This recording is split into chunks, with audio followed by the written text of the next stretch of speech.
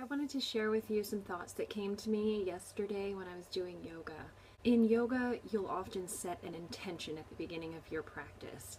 And my intention yesterday was to raise my energy level up and have a bit more clarity and focus. The image came to me of a hot air balloon trying to rise up into the sky.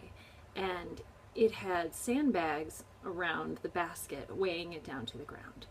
So what that image meant to me was that in order to raise my energy and my vibration, I had to start releasing some things that were no longer serving me.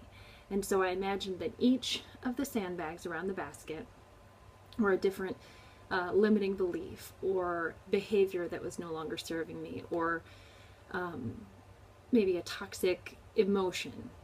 And so I started, in my mind, releasing those sandbags one by one so that I could rise up into the sky.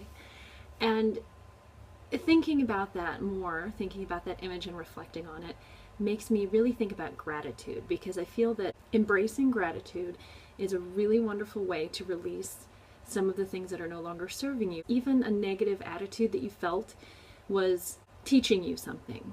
Even that negative attitude had a lesson for you. And so you can be grateful that you experienced that, even the toxic emotion. Just acknowledge it. Be grateful that you passed through that experience, and then choose consciously to release it. So one thing that I would like to offer you today is to find gratitude in a situation where you may not feel grateful. Like for me personally, in the past, where gratitude worked was when I had a shoulder injury.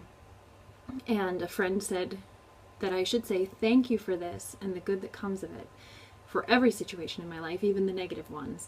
And so I started saying thank you for this and the good that comes of it about my shoulder injury. And I did heal incredibly fast, like faster than I could have imagined or hoped for.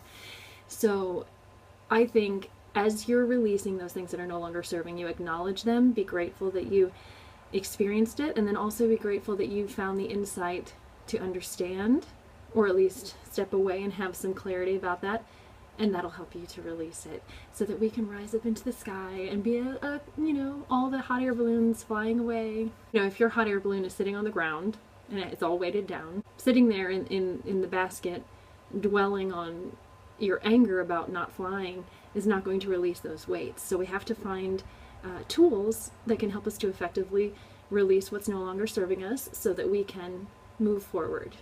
So I hope that this video is helpful to you, and I hope that you can implement some wonderful gratitude practices in your day. Thanks.